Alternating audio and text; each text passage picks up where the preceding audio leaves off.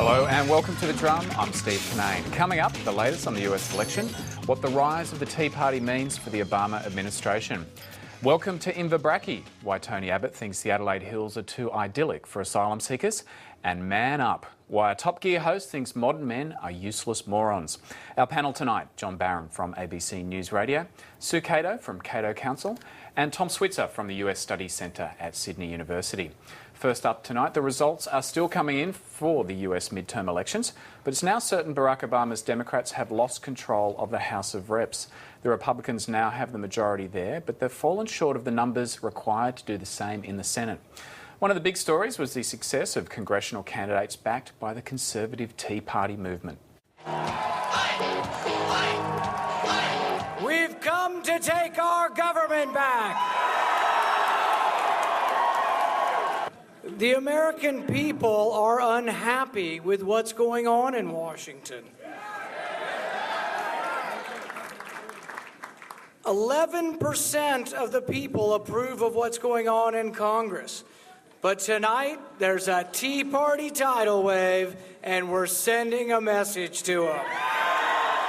They totally misread the Tea Party movement. We've been called crazy, racist. We've been called a flash in the pan that would never last.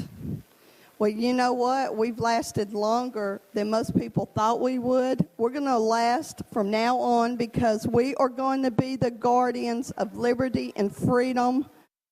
John, we'll talk more about the Tea Party in a moment, but give us an update as of 6:07 Eastern Time. Right now, the state of the parties, as you say, the Republicans have a majority in the lower house, the House of Representatives. Of the 435 seats, the whole chamber that was up for election today, they've won 235. That represents a net gain of 56 seats in the lower house. That's better than the Republicans did in their conservative tidal wave of 1994 against incumbent Bill Clinton, so it's highly significant. The Democrats now have just 200 solid votes in the House of Representatives, 18 short of what they need to pass any piece of legislation through that House. Slightly different story in the Senate.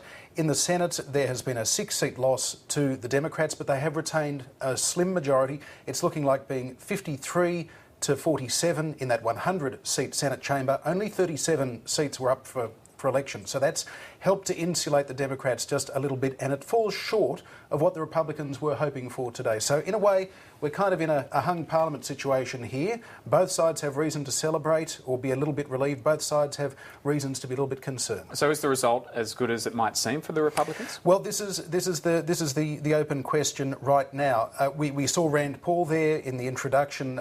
He won the Senate seat in Kentucky.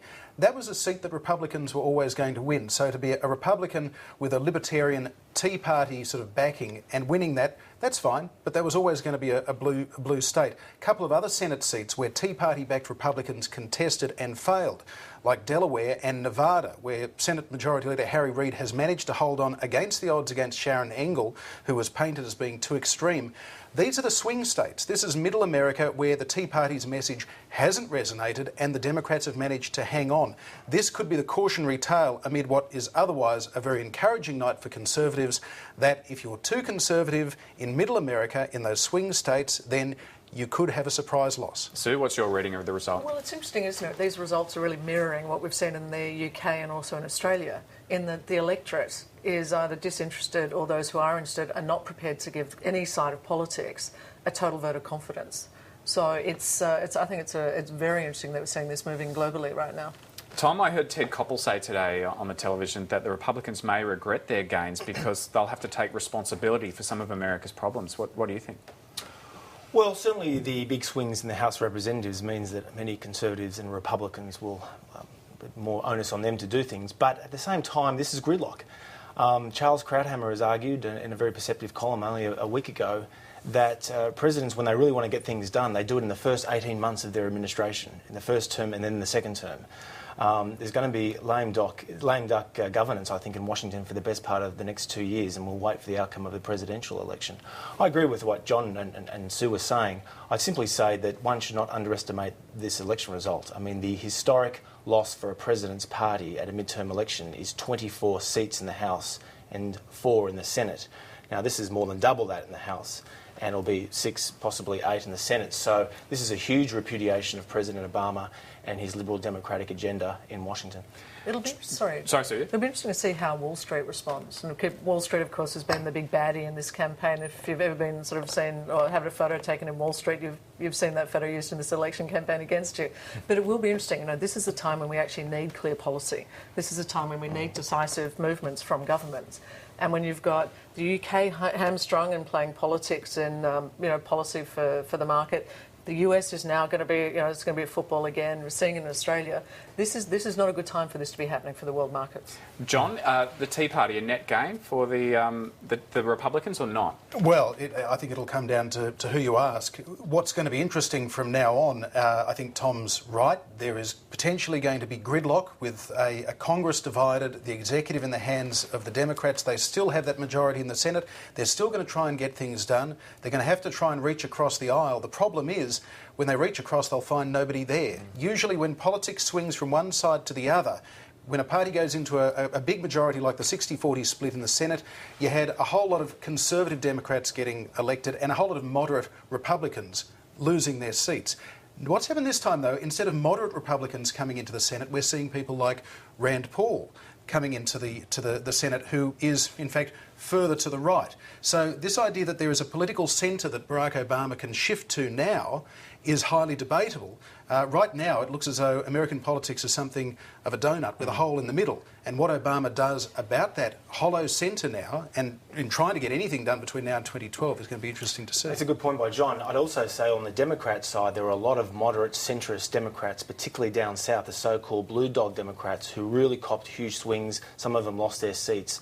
His centre side to the Democrats is dwindling very fast. So it's a very liberal Democrat. We've got a clip of one of his more conservative Democrats. Some Democrats did play down their party ties to ensure victory, and this is an ad from Joe Manchin, who won his Senate seat in West Virginia. As your senator, I'll protect our Second Amendment rights. That's why the NRA endorsed me.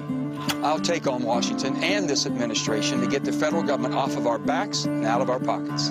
I'll cut federal spending, and I'll repeal the bad parts of Obamacare. I sued EPA, and I'll take dead aim at the cap-and-trade bill. Because it's bad for West Virginia. Tom, he doesn't sound like a Democrat, does he? Well, Marius Kloppers, he's talking about an international pricing mechanism for carbon. I think he obviously hasn't followed the US presidential, the congressional election campaigns. No, look, that's right. I mean, this just demonstrates that America is still very much a centre-right nation. And the only way that Joe Manchin could win that seat in West Virginia was by running to the right of President Obama on a variety of issues on healthcare, stimulus, and, of course, cap and trade. And so some of the more eccentric candidates, Tea Party candidates, didn't get up, including Christine O'Donnell, and she, of course, was the candidate who said, "I am not a witch." Well, it's quite wonderful. She did so much for the other side in her campaigning, didn't she? She was quite helpful. But the interesting thing for me is watching, and it's actually an interesting point, that this election will actually have an impact for a long time to come, because Australians know a lot about gerrymandering. What hasn't been talked about is that in the US they have what they call redistricting every 10 years. This election will actually be determining the gerrymanders for the next 10 years. So this is an incredibly important...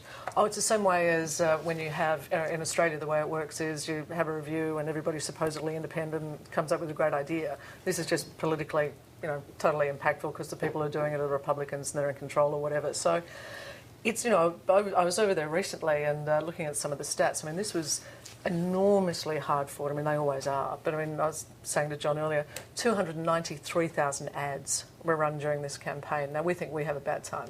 That's extraordinary. And what was the cost, John, Well, they're thinking it's in excess of $3 billion just in TV ads, and that doesn't start to approach what was spent online and in direct mail and very stickers important and election. Buttons. Good time to be a political consultant. It's not bad. What's going to be interesting out of all of this, though, is one of the things that saved a few very vulnerable senators like Harry Reid in Nevada, who was gone for all money. Who was up against a Tea Party candidate, Sharon Angle, who was successfully painted as being too extreme, being against unemployment benefits, these kinds of things.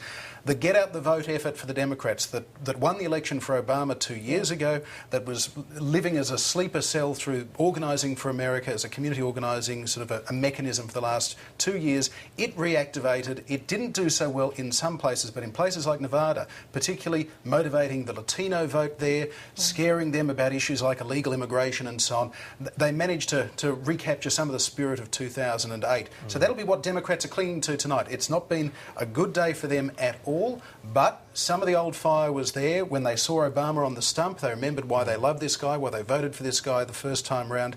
And right now, I think there are a lot of Democrats saying, well, it could have been worse, but right now you'd have to say that they're odds on in 2012 to see Barack Obama re-elected. It's interesting as well about the heartbreak that we're seeing. When you have these campaigns, whether it's Kevin Rudd's campaign or Obama, where they create this great hope and this great expectation in the nation that things will be different, when the reality is they're not going to be different, and they're sure as hell not going to be different now that you've got the houses split the way they are. You know, people are disappointed. It's got to be a warning to people that you can do great call to action speeches, but you've got to be able to deliver. Tom, what do you think the ramifications are for the 2012 presidential race? Well, think of it like this. In November 1990, did anyone know about a little-known governor in Arkansas named Bill Clinton?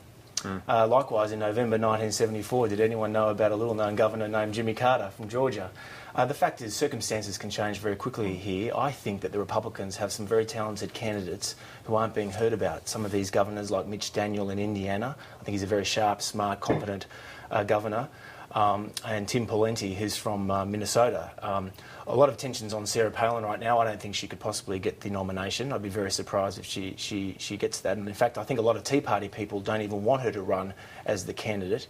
But I think Barack Obama, I mean, a lot of sympathetic commentators here in Australia and America are saying he can do a Clinton now. He can move to the centre. But I'm yet to be convinced, because remember, in 2008, Barack Obama ran as a transformative figure. He wanted to remake the political order in Washington, make it more liberal. Well, he can't really do that if he has to take to the centre. The other historical precedent that we can look at here, everyone thinks of Clinton in 94. The other Democrat to suffer significant midterm losses was Harry Truman in 1946. He was presented with the first Republican House in a generation. He successfully ran against that House. He spent 2 years decrying these people as do-nothing politicians. Now, if Barack Obama does that, like Give 'em Hell Harry was able to do, he could win re-election in 2012, just as Truman was able to do unexpectedly in 48. So if the centre is there, he'll go for it. If those that are saying there is no centre, it is a donut right now, then it could be Give 'em Hell Barack. Well, let's move on to domestic issues, and another day, another huge bank profit, and more angry customers as well. Today, Westpac reported an after-tax profit of $6.35 billion.